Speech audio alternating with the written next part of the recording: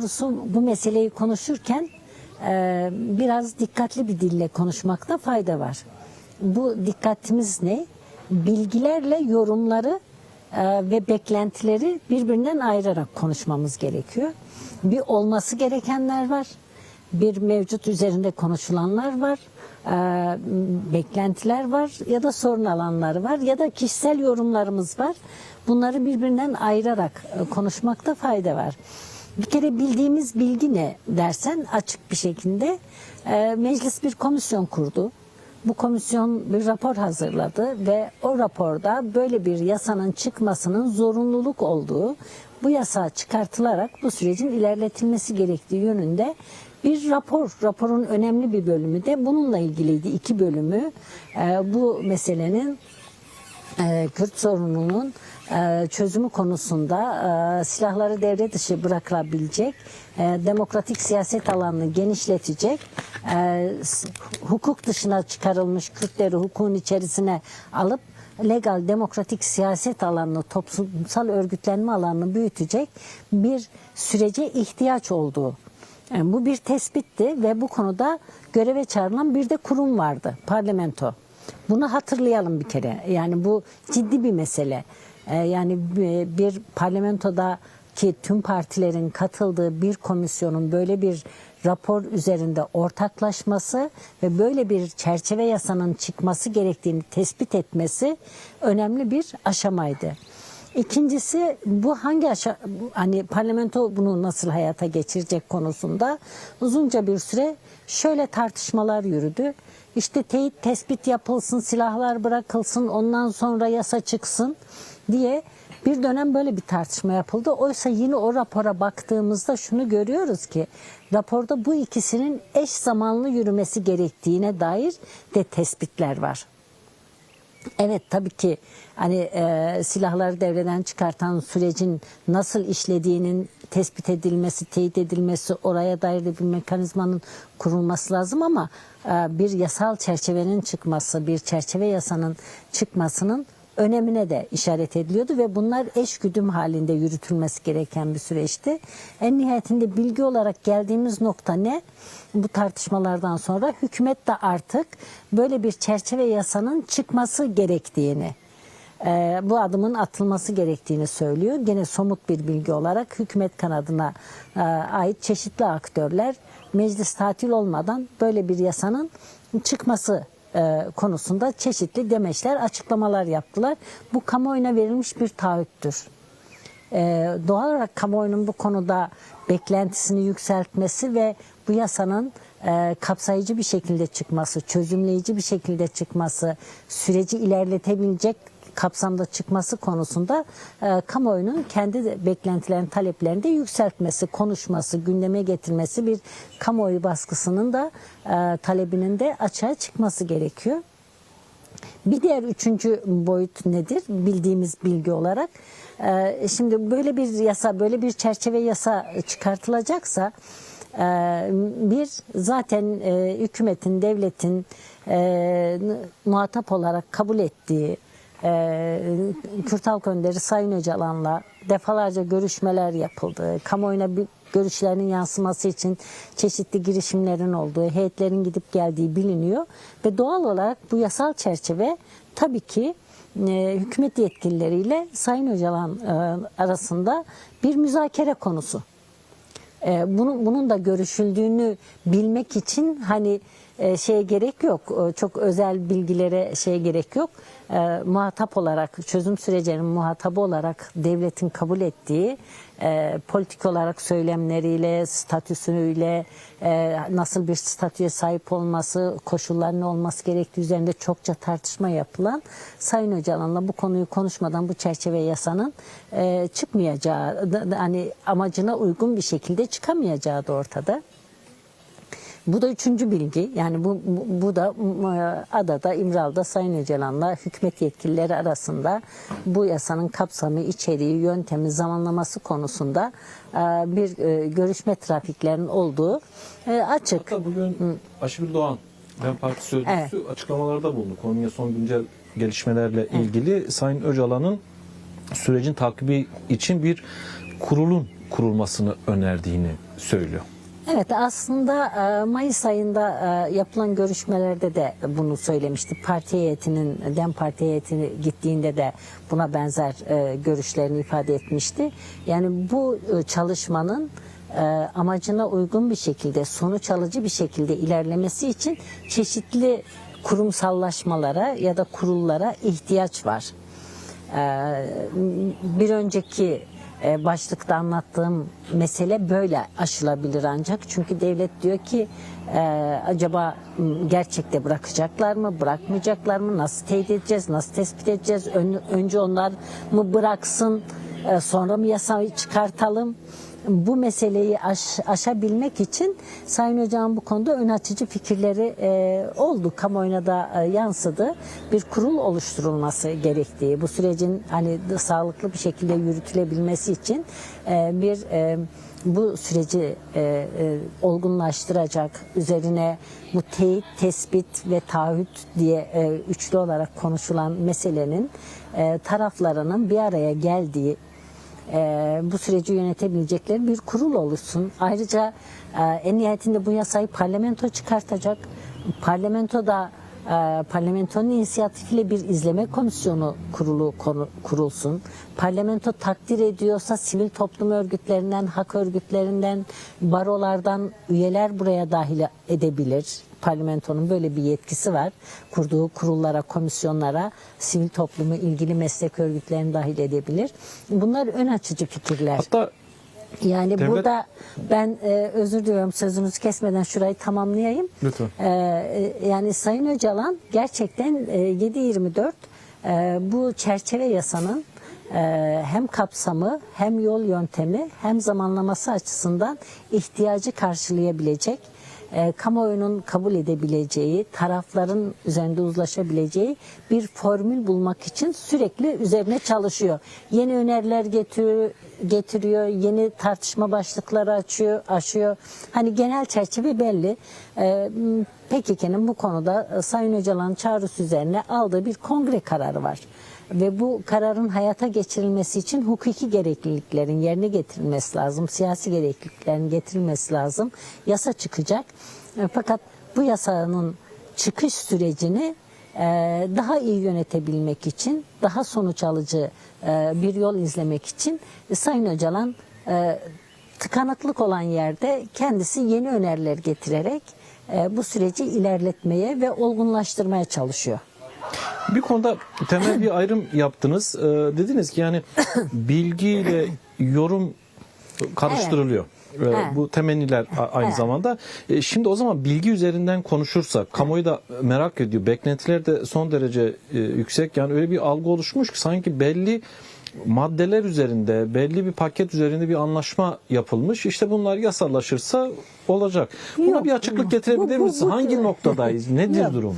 Yani böyle bir yani üzerinde anlaşılan bir taslak ortaya çıksa zaten bu kamuoyuyla paylaşılır.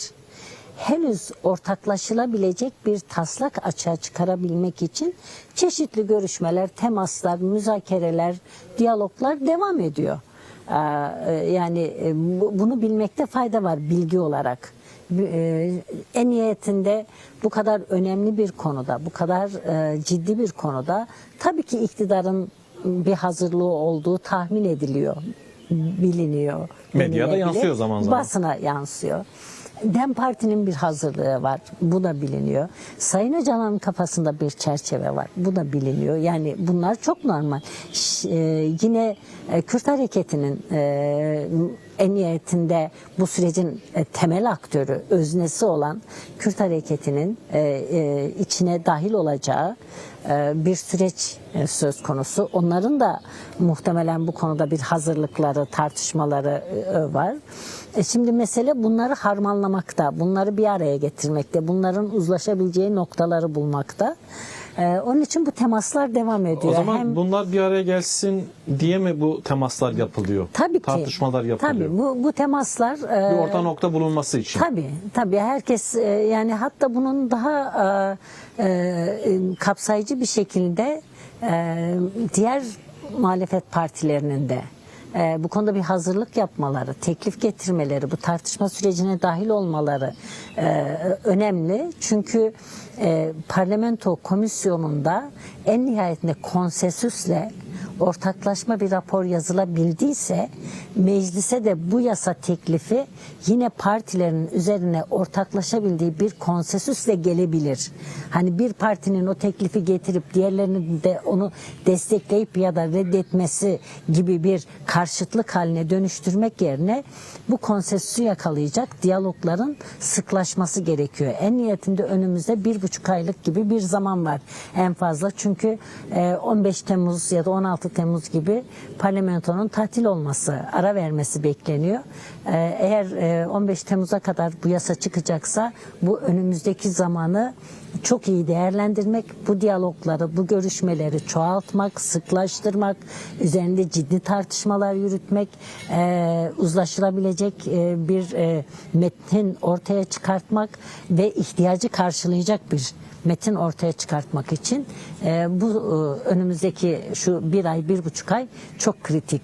Hatta işte buna 1 ay diyelim. Çünkü yasanın çıkması için de komisyona gitmesi, oradan genel kurula inmesi de bir zaman alacak.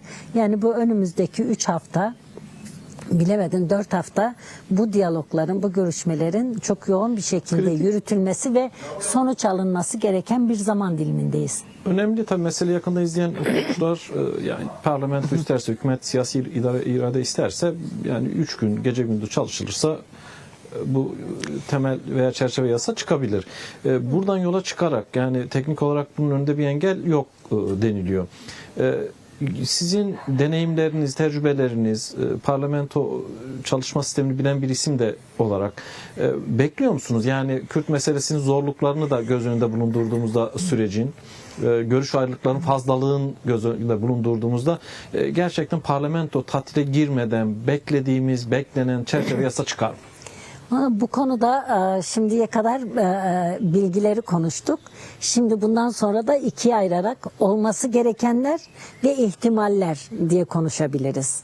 Çünkü böyle ayırmadığımız zaman bizim olması gerektiğini arzuladığımız çerçeveyi sanki üzerinde ortaklaşılmış, mutabakata varılmış bir konuymuş gibi algılıyor kamuoyu. Sonra da niye gerçekleşmedi diye sitem ediyor haklı olarak. O nedenle biz hani bilgi olarak şunu koyacağız. Şu anda çerçeve yasa masada, tüm taraflar bunu konuşuyorlar, görüşüyorlar, diyalog var. Buradan bir uzlaşı metni çıkarmaya çalışıyorlar ve buna mümkünse ana muhalefet ve diğer muhalefet partileri de dahil katılabilecekleri, kendilerini katabilecekleri bir konsensüs zemini açığa çıkartmak için bir çaba var. Bu bilgi. Şimdi olması gerekeni ben söylemek istiyorum öncelikle. Ondan lütfen, sonra da lütfen ihtimalleri söyleyeceğim. Olması gereken şey şu. Biz çok büyük bir sorunu çözmekten bahsediyoruz. Yani tarihsel arka planı olan, tarihsel geçmişi olan, Cumhuriyet'in ilk 100 yılında büyük isyanlara, büyük bastırma hareketlerine, büyük trajedilere yol açmış bir sorunu çözmeye çalışıyoruz. Son 50 yıldır yoğun çatışmalarla geçmiş, de kimisinin düşük yoğunluklu savaş dediği bir süreç yaşanmış. Hem Kürt halkının yaşadığı acılar, travmalar, kayıplar, hem Türkiye'nin batısında yarattığı kutuplaşma, işte iktidarların bu sorun üzerinden kurdukları kutuplaştıran, ötekileştiren, çatıştıran dilin yarattığı toplumsal sorun alanları var. Bütün bunları gören bir yerden şöyle bakmak lazım. Öncelikle yapmak istediğimiz şey çok büyük bir meseleyi çözmek. 2, çok önemli bir konuda adım atmak. İnsani olarak, vicdani olarak, politik olarak, Orta Doğu'nun jeopolitik gerçeğinden bakarak da, nereden bakarsak bakalım, çok önemli bir konuyla ilgili bir iş yapıyoruz. O zaman buna uygun bir ciddiyetle davranmak lazım. Yani bu konuda böyle küçük politik hesaplar yapmadan, küçük güncel şeylere, böyle karşılıklı retorik yarıştırmalara girmeden daha önemli bir konuyu çözmenin ağırlığıyla onun ciddiyetiyle meseleye yaklaşmak gerekiyor. Bir. İkincisi, madem bu kadar büyük bir sorunu çözmeye çalışıyoruz, burada böyle ne denebilir? Bakkal hesabına meseleyi dönüştürmemek lazım. Yok şunları kapsasın, yok bunları kapsamasın, yok işte yargı süreçleri yeniden devreye girsin, girmesin, işte bir cezasızlık algısı oluşmasın gibi meseleler, bunlar bu olayın büyüklüğüne ve ciddiyetine uymuyor. Gölge düşüyor. Gölge düşürüyor. Burada bu kadar önemli bir şey konuşuluyorsa daha bütünlüklü, daha yapıcı, sorunu daha kökten çözmeye hizmet edebilecek bir yasal düzenlemeye, bir yasal çerçeveye ihtiyaç var. O nedenle olması gereken bizim beklentimiz, demokratik kamuoyunun, Kürt halkının, demokratik siyasetin beklentisi bu yasanın ayrımsız, kapsayıcı ve çözüm üreten bir yasa olması Bir gerektiği parantez, yönünde. en ciddi sorun hükümet medyasına baktığımızda kategorize ediyor süreci. Yani Evet. zamana yayıp kategorize ediyor. Kürt Halk Önderi Abdullah Öcalan bütünlüklü bir yasanın çıkmasını istiyor. Ayrımsız. Yani akla eren, demokratik olarak düşünen, sorunu çözme sorumluluğunu taşıyan herkes böyle istiyor. Sadece Sayın Öcalan'ın ki politik bir talep değil, reel duruma denk düşen bir şeyden bahsediyoruz. Reel durum, eğer bu kadar önemli bir sorunu köklü bir çözüm rotasına sokacaksak, o zaman buna denk düşen ayrımsız, kapsayıcı, sonuç alıcı bir düzenleme İşte başlıklara yapmak gerekiyor. baktığımızda makas burada daha fazla mı açık? Makas bu mesele. makas burada açık, fakat bunun argümanlarını doğru üretmek, doğru tartışmak, kamuoyunda bu konuda bir kamuoyu vicdanını açığa çıkartmak gerekiyor. Dünya deneyimlerine bakmak gerekiyor. Bir kere politik olarak ve teknik olarak durum şudur: bu gibi süreçlerde üst düzey yöneticileri dışında bıraktığım bir çerçeve yasanın sonuç alması pek mümkün değildir. En nihayetinde karşında silahlı askeri bir yapılanma var ve bir komuta zinciri var. Komutanlık dışında tuttuğum bir yapıda onun daha altındaki gelip sürece dahil olmaz. Eğer sen gerçekten süreci işletmek istiyorsan karar vericileriyle birlikte, üst düzey yöneticileriyle birlikte hepsini sürece dahil edecek bir çerçeve yasa çıkartırsan sonuç almak daha mümkündür. Reel bir şeyden bahsediyoruz. Sonuç almaktan, yani gerçekten varmak istediğimiz yer neresi? Alelüsul bir yasa çıkarttık ama işlemedi mi demek istiyoruz? Yoksa ihtiyaca cevap veren, kapsayıcı, bütünlüklü, sonuç alabilecek bir yasa çıkartıp sonuca mı gitmek istiyoruz? Bu ikisi arasında ciddi bir fark var. Bizim beklentimiz demokratik siyasetin, demokratik kamuoyunun, Kürt halkının, Kürt hareketinin, Sayın Öcalan'ın da söylemi, beklentisi kapsayıcı bir yasa çıkması, ayrımsız bir yasa çıkması ve demokratik toplumsal hayata katılım kanallarının açık tutulması. Peki şimdi dönüp dolaşıp şu noktaya geliyoruz. Türkiye'deki iç siyaset, CHP içindeki karışıklık, konjonktürel durum, bölgesel gelişmeleri de göz önünde bulundurduğumuzda aslında bir önceki çözüm sürecinde de bu olmuştu. Kürt meselesinin çözümüyle zaman zaman seçimler çakışıyor, seçimler iç içe konuşuluyor ve tartışılıyor. Halihazırda iktidarla ilgili de böyle bir güvensizlik var. Bir takım eleştiriler de var, uyarılar da var. Yani yeniden Kürt meselesini seçimlerde bir araç haline mi dönüştürmek istiyor hükümet? Eğer beklenildiği gibi, ifade ettiğiniz gibi parlamento tatile girmeden yasa çıkmazsa, çerçeve yasa çıkmazsa bu Ekim'e kalıyor demektir. Ekim sonrasında parlamento açılacak, sonra bütçe süreci derken bir sonraki yıla kalacak. Durum böyle olunca da Türkiye seçim sürecine girmiş olacak. Bunun riskleri yok mu? Yani ikisinin iç içe geçmesi, böyle bir tehlike görüyor musunuz? Görüyoruz. Bu ciddi bir zamanlama sorunu konusu. Çünkü iktidar perspektifinden bile bakılsa bu sorunun çözümünü seçim süreçlerinde yapmak, adım atmak çok daha zordur. Yani bugün bile iktidar bazı konular konuşulduğunda ya biz bu konuda adım atarsak bunun bize seçimde maliyeti oluyor diyorsa yarın seçime 3-5 ay kala bu konularda adım atılmayacağı çok daha açık.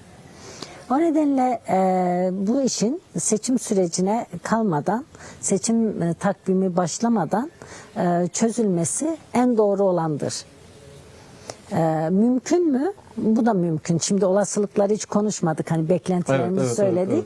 Evet. İmkan dahilinde mi diye baktığımızda ben bunun da imkan dahilinde olduğunu görüyorum. Yani bu mümkün, yapılabilir. Bunun önünde riskleri yok mu bunun? Yani yeniden Kürt meselesi seçim kampanyasına dönüştürülürse siyasi partiler arasında dönüşmeden yapılması gerektiğini söylüyorum ve ben bunun seçim kampanyası başlarsa bu gündemin artık geri planda kalacağını düşünüyorum. Böyle iç içe geçme ihtimali yok. Türkiye'de bazı muhalif kesimler şöyle bir şablonla meseleye bakıyorlar. Diyorlar ki AKP bunu bir seçim malzemesi olarak kullanacak. Çözüm sürecini AKP nasıl bir seçim malzemesi olarak kullanabilir? Yani en fazlasında hani en mantığa uygunu şu: bir takım konularda taviz vermesi, daha pozitif adımlar atması gerekir. Oysa biz biliyoruz ki bu iktidarın tabanının önemli bir kesimi de milliyetçi. Yani öyle Kürt sorunu konusunda hemen seçime 3-5 ay kala bazı adımlar atarak bunu seçimde Kürtlerin oyuna tahvile çevirme ihtimali sıfırdır. Ben açık söyleyeyim. Yani yaşadığım politik deneyimler bana Türkiye'nin sosyolojisinin, siyaset atmosferinin, seçim atmosferlerinin bir seçim sürecinde bu meseleyi bir politik argüman olarak kullanmayı, çözüm perspektifini politik argüman olarak kullanmanın çok mümkün olmadığını gösteriyor. Ama şunu yapılıyor, şunu yapabilirler. Seçim sürecini eğer başlayınca bu süreç bir yol almamışsa, bir yere kadar götürülememişse çatışmadan, kutuplaştırmadan beslenen bir seçim diyalektiği bir önceki yeniden seçimde gördüğümüz gibi. Evet, böyle bir diyalektik yeniden gündeme girebilir. Tabii ki böyle bir ihtimal yok denilemez. Ama ben bunu da bu iktidarın kolay kolay göze alacağını düşünmüyorum. Burada DEM Parti'yle pazarlık yapıldığı söyleniyor. Ama DEM Parti ile nasıl bir pazarlık argümanları yapılacak? o. Yani evet. Savunduğum için söylemiyorum. Bu tartışma ben onun üzerinden şimdi gidiyor. işte bu mantığı anlamakta biraz zorluk çekiyorum. Mesela AKP DEM Parti'ye nasıl bir şey teklif edecek ki karşılığında oyunu isteyecek? Mesela ana dilde eğitim sorununu mu çözüyorum diyecek. Mesela yerel yönetimlerin daha özerk olmasını, merkezle yerel yönetimler arasındaki yetkilerin dağıtımında yeni bir formül, yeni bir sayfa mı açacak? Yani eğer bunu yapacaksa bence buna diğer muhalefet partileri de ortak olsun. Türkiye demokratik bir dönüşüme yol açsın bu. Yani demokratik bir dönüşüm rotasına girsin. Bunlar ciddi konular.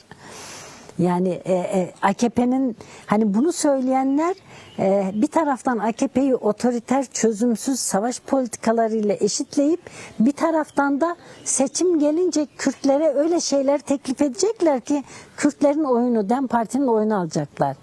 Yani eğer gerçekten vatandaşlık konusundaki tekçiliği değiştirecek, ana dil engellerini kaldıracak, yerel yönetimler üzerindeki merkezi iktidarın vesayetini kaldıracak bir teklifle gelirse AKP, bence tüm siyasi partiler başta da CHP olmak üzere bu programa dahil olmalı. Kötülük bunlar esinde. Evet, bu bir demokratik dönüşüm sürecine girmeli. Bu artık bir seçim hesabı olmaktan çıkar. Yani ben yani hem AKP'yi bu kadar otoriter, faşizan bir eğilimde görüp hem de bu tür tekliflerle gelebileceğini varsaymak biraz mantık çelişkisi olmuyor. Öbürü de bize çok ağır geliyor ve biz bunu hak etmiyoruz. Yani Demokratik Kürt Hareketi, Kürt siyaseti öyle bir şekere falan kanacak bir hareket değil. Şimdiye kadar da bunu hiç yapmadı. herkes belki bir şekere kandı ama Kürt siyaseti hiç bunu yapmadı.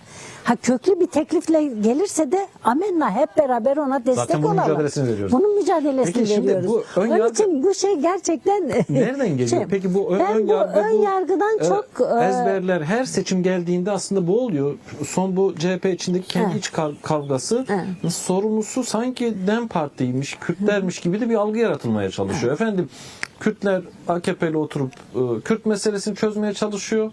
Dolayısıyla sessiz kalıyorlar. İşte AKP'de CHP operasyon çekiyor. CHP'nin üzerine geliyor. Niye Kürtler ses çıkarmıyor?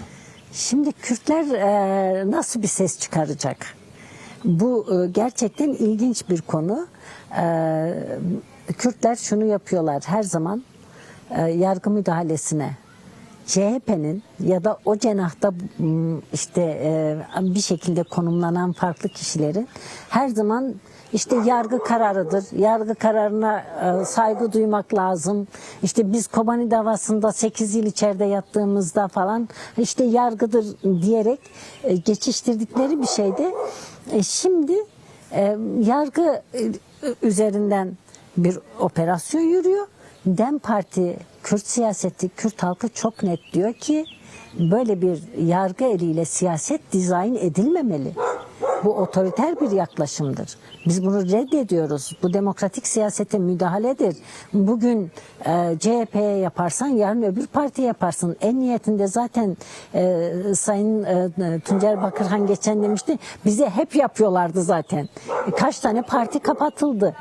Yani 91'den bu yana yanlış hatırlamıyorsam 7 tane Kürt hareketine, Kürt sorunu önceleyen siyasi partiler kapatıldı.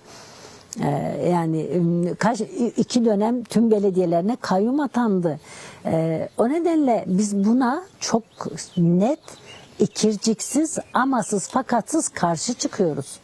İtiraz ediyoruz, kınıyoruz ve böyle olmaması gerektiğini söylüyoruz. Sürekli bu konuda sizin test edilmeniz de bir fakat haksızlık burada değil mi? yok. Çünkü beklenti o değil. Beklenti başka türlü bir hizalanma bekliyorlar.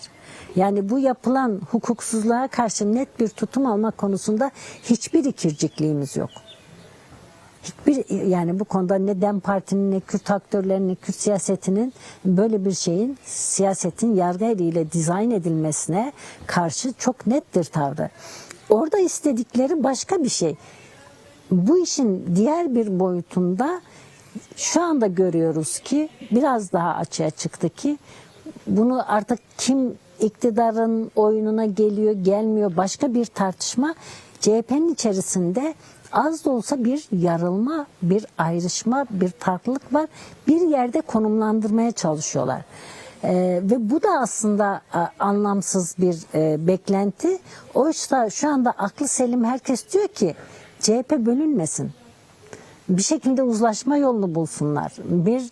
Çünkü en niyetinde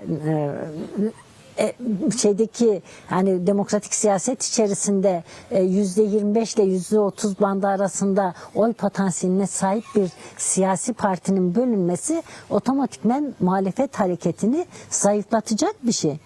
O nedenle herkes bu uzlaşmayı istiyor ama bazıları taraf tutulmasını istiyorlar. Oysa bu doğru bir şey değil. Yani demokratik siyasetin gücünü zayıflatan bir bölünmenin içerisinde biz taraf olamayız. Bizim işimiz değil. Bir partinin iç işlerine, içerideki tartışmalarına karışmak bizim işimiz değil. Doğru da değil. Tam tersine şu anda CHP'de bile daha aklı selim, daha sağduyulu insanlar bir trafik sürdürüyorlar, bir diyalog, orta yol bulmaya çalışıyorlar. Ve ben aslında tam tersine şöyle bir eleştiride bulunmayı doğru bulurum yani politik olarak. Ya bu süreç aslında göz göre göre geldi.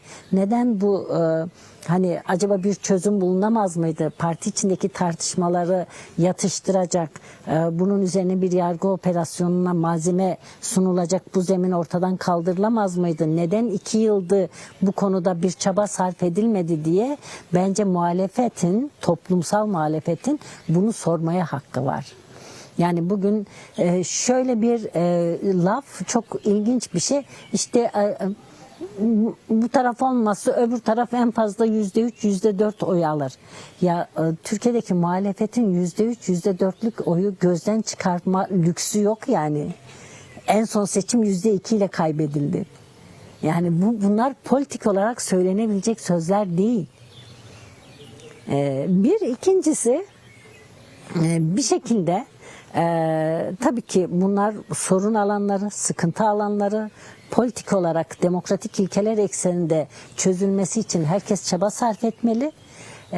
Ama Kürt sorunu gibi devasa bir sorunun çözümü konusunda bu konu ön alan.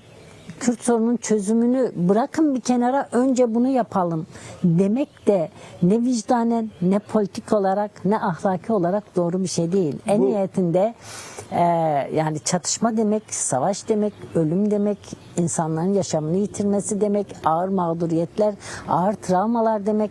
Bunu çözmek her halükarda politik tartışmalar ne olursa olsun öncelikli üzerinde ortaklaşılan konu olması gerekir.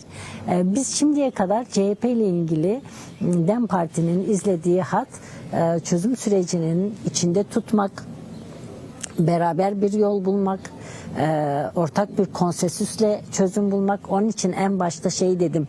Evet şu anda AKP, DEM Parti, İmralı gibi zeminlerde bu mesele tartışılıyor, konuşuluyor ama buna parlamentodaki diğer partilerin de dahil olması, başta CHP olmak üzere dahil olması ve çözüm perspektifi açığa çıkartması, yapıcı bir rol oynaması beklenen bir durum. Yani olması gereken bu.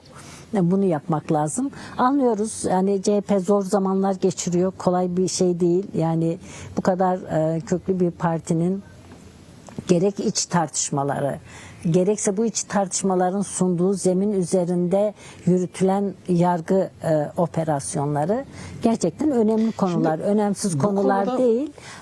Ama buradan bir Kürt sorununu öteleyen bir yaklaşım çıkmamalı.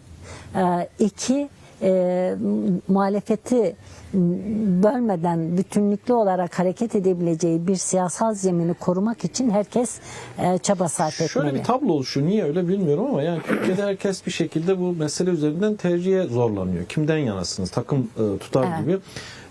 Tabii burada ilginç yorum Sayın Öcalan'dan geldi. Tespit Sayın Öcalan'dan geldi. Bu bir demokrasi meselesidir. Evet. Dedi. Şimdi bunu niye kimse tartışmıyor? Yani kimden yana olacaksınız? Tercihler yapılıyor. Yani görüşlerin ötesinde ağır hakaretler karşılıklı yapılıyor. Uzlaşma noktası çok aranmamakla birlikte bir de demokrasi meselesi konuşulmuyor, tartışılmıyor. Buradan yola çıkarak da demokrasi güçleri, CHP, DEM Parti, ya buradan bunları da bu yaşananları da göz önünde bulundurarak nasıl bir siyasi çıkış yapabilir? Nasıl bir ittifak? Ya şöyle, seçim ittifakından söz etmiyorum. Demokrasi ittifakından. Demokrasi ittifakı. Bir kere Türkiye'de siyasi partiler yasasının, seçim yasasının, ön seçim konusunun, toplumun yönetime katılma mekanizmalarını çoğaltma konusunda, siyasi etik konusunda yapılması gereken çok yasal düzenlemeler var. Yani bir reforma ihtiyaç var. Türkiye'de demokratik siyaseti güçlendirecek, etik ve ahlaki ilkelerini yasal güvencelerle bağlayacak ve halkın iradesinin yönetime, parlamentoya yansıması önündeki engelleri kaldıracak çeşitli yasal düzenlemelere, bir reform paketine kesinlikle ihtiyaç var. Fakat şu anda CHP'deki iç gündem ve bu yargı müdahalesi o kadar sıcak bir durum yarattı ki bunları konuşsan da kimse bunu şu anda duymuyor. Duymak da istemiyor. Oysa senelerdir CHP de dahil demokratik muhalefetin herkesin söylediği siyasi etik yasasının çıkartılması, siyasi partiler yasasında, seçim kanununda ve işte demokratik siyaseti güçlendirecek, kuvvetler ayrılığı rejimini güçlendirecek konularda bir siyasi reforma, bir pakete, bütünlüklü bir demokratik dönüşüme ihtiyaç var. ihtiyaç var. Yani bu çok temel bir ihtiyaç. Bu bir demokrasi ihtiyacı. Sayın Hoca'nın da ifade ettiği gibi şu fırtınayı atlatıp... Lüks mü görünüyor demokrasi? Yani lüks görünmek yerine maalesef Türkiye'de siyaset biraz itibarını zedelemiş bir kurum haline geldi. Yaşananlar biraz da bunu daha da tetikledi. İktidarlar da sonuçta en kestirme yoldan iktidara gitmenin yolunu arıyorlar. Demokrasi biraz zahmetli bir iş.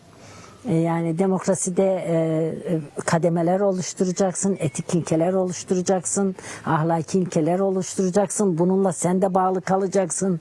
Muhatabının da bağlı kalması için çabalayacaksın.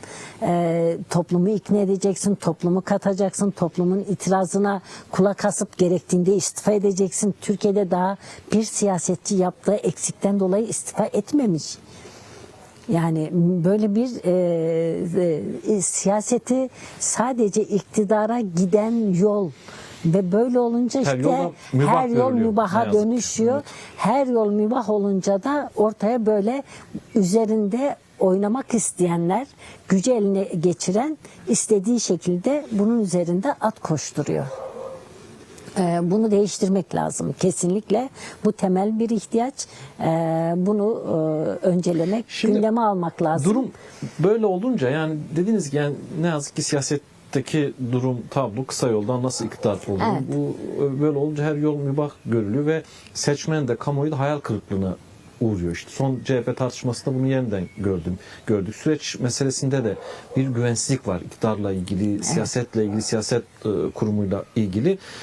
Bu güvensizlik nasıl aşılabilir? Yani çözüm süreci gibi hayati bir mesele. Yani hepimiz açısından, toplumun tamamı açısından hayati bir meselede insanların aslında güvensizlikten kaynaklı ya da diğer faktörleri de vardır elbette. Tek faktörle açıklamak mümkün değil. İzleyici pozisyonunda ağırlıklı olarak mücadele edenleri tenzih ederek söylüyorum. Yani burada bir yanlış anlaşılma mı var? Yanlış algılar mı oluşturuldu? Bence bunlar karşılıklı birbirini besleyen bir şey. Siyaset kurumu kısa yoldan iktidara ulaşmanın aracı gibi görülünce toplumda tamam o zaman sen iktidara git benim sorunumu çöz. Benden de en fazla oyun mu istiyorsun? Aklıma yatarsa veririm yapıyor ve toplum kendini siyasetin öznesi olmanın dışına bir yere itiyor. Bu aslında her iki taraf için de bir konfor alanı, aynı zamanda bir kriz alanı. Bir sorun alanı. Tabii. Evet, bir sorun alanı. Mesela toplum da sonuçta kendisini özne haline getirip dahil olmak, değiştirmek, dönüştürmek, zorlamak için bir rol almayıp niye böyle yapıyorsunuz diye yanlış olunca bir yere fatura kesmekten ibaret kendini görüyor. Öbür tarafta tamam ben iktidara gelirsem yaparım deyip sürekli bir iktidar devşirmek için siyaseti, yaşamı kolaylaştırmak, demokratik standartları yükseltmek, yaşam standartlarını iyileştirmek, toplumun ihtiyaçlarına göre politik argümanlar üretmek, yasalar yapmak olarak değil de bir şekilde iktidara gelirsem yaparım diyen bir vaat siyasetine dönüştürüyor. Bu da bir rüşvet ilişkisine dönüşüyor. Beni iktidara taşı ki ben vaatlerimi yapayım oluyor. Oysa siyasetin asıl öznesi halktır. Bu karşılıklı birbirini besleyen halkın pasifize olma hali, etkin yurttaşlık, aktif yurttaşlık rolünü yerine getirmeyip kendini özne olarak konumlandırmayan, en fazlasında seçimden seçime gidip oy kullanan bir noktada tutmasıyla siyasetin sadece iktidara ulaşmanın bir aracı yolu haline getirilmesi, o nedenle de her yol mübahtıra çıkması, ikisi de birbirini karşılıklı olumsuz yönde besleyen konular. Hem halkın kendisini özne haline getirmesi, bu işin sahibi benim, siyaset benim için yapılıyor. Benim hayatımın daha iyi olması için, daha demokratik, daha eşitlikçi, daha özgürlükçü, daha refah olması için yapılıyor. Siyasete öyle değil de böyle yapmalısın. Bu işin asıl sahibi benim. Sen geçici olarak benden vekalet almış insansın. Benim ihtiyaçlarıma göre mücadele etmek, çalışmak, emek vermekle mükellefsin. Yapmıyorsan ben seni geri çağırırım diyecek bir noktaya getirmesi lazım. Siyasetin de kendisini halkın ihtiyaçlarına göre konumlandıran, sadece iktidara göre değil, etik ahlaki ölçülerle, demokratik kriterlerle kendini yeniden kurumsal olarak yapılandırması lazım. Bunlar tabii ki hani böyle konuşulduğu zaman şey gibi geliyor. Hani bazen de deniyor ki canım burası da bir İsviçre değil falan. Burada da her şey. İskandinav ülkeleri değil. Türkiye'de bir de böyle bir retorik var. Canım burası da Orta Doğu, burada da olmuyor değil. Hiç öyle değil. İstersek oluyor.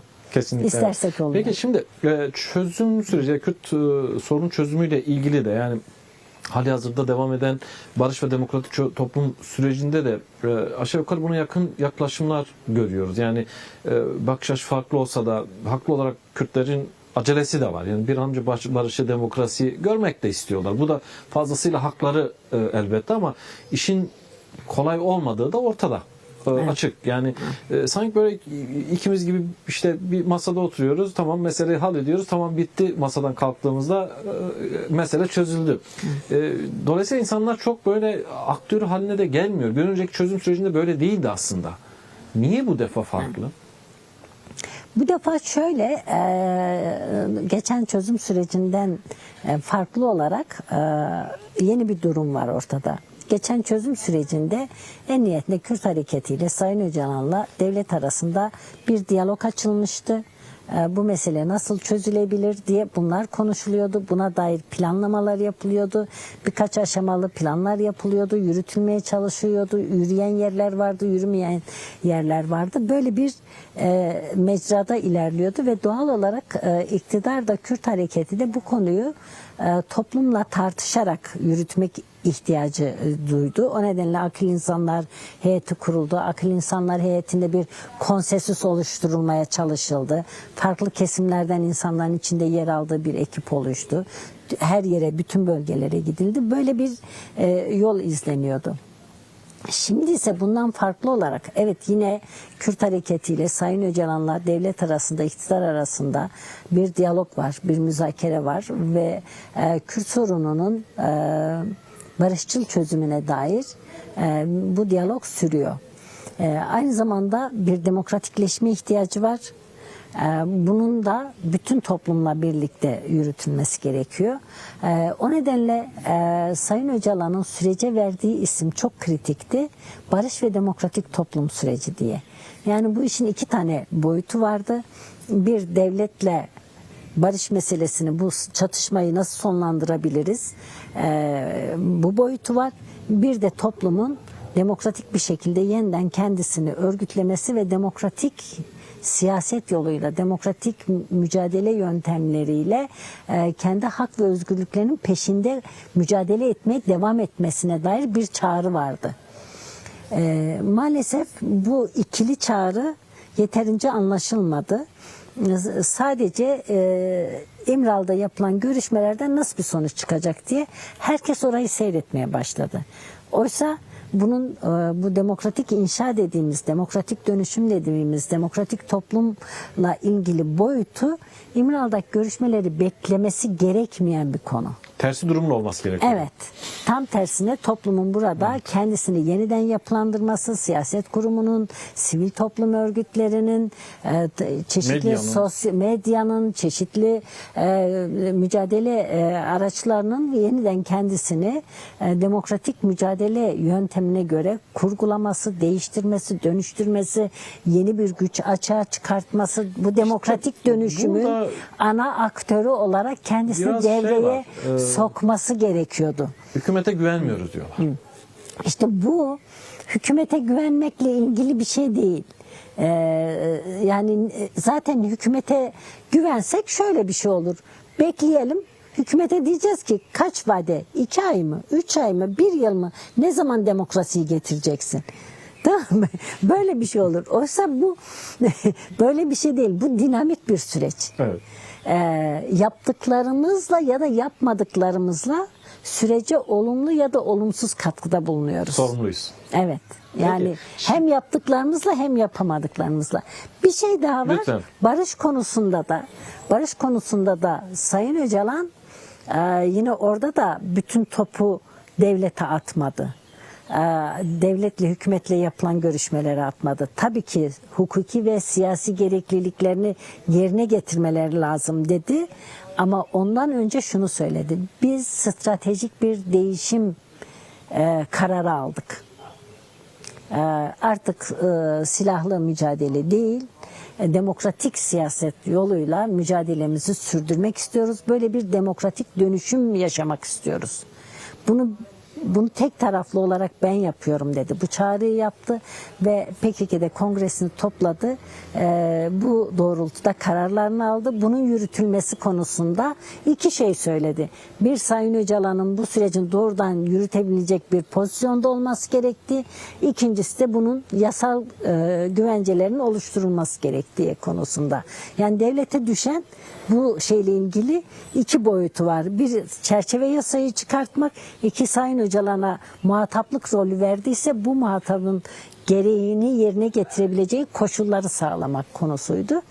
Ama demokratik dönüşüm konusunda en nihayetinde stratejik olarak verilmiş bir karar var. Bir değişim ihtiyacı var.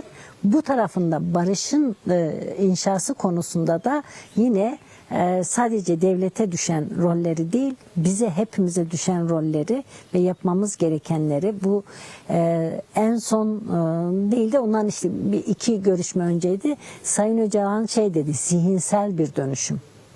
Yani zihinde dönüşmeden pratiği dönüştürmek çok mümkün olmuyor. Kendimizi ikna edeceğiz. Böyle bir demokratik dönüşüme ihtiyacımız var. Bu demokratik dönüşüm hepimize daha çok şey kazandırabilir. Demokratik mücadele araçlarını çoğaltmalıyız. Demokratik örgütlenme imkanlarını çoğaltmalıyız.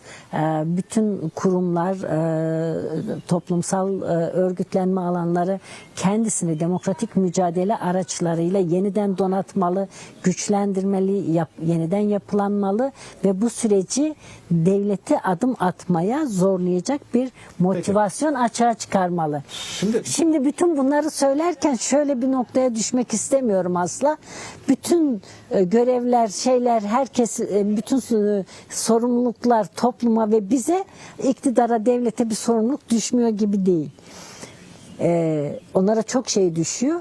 Fakat iktidar mantığını doğru kavrarsak beklemekle bunun olmayacağını anlarız. Hiçbir iktidar zorlanmadan demokratik bir adım atmaz. Kesinlikle, evet. Mesele bu. Yani iktidar denilen şeyin ne olduğunu iyi kavrarsak onu değişime, dönüşüme zorlayacak mekanizmanın da toplum olduğunu, halk olduğunu, demokratik mücadele olduğunu bilmeliyiz. Yoksa hani böyle biz burada bekleyeceğiz, bir gün iktidarlar ve devletler insafa gelecek, bizim haklarımızı verecek. Böyle bir iktidar dünyada yok. Bizde de yok, dünyada da yok. Peki.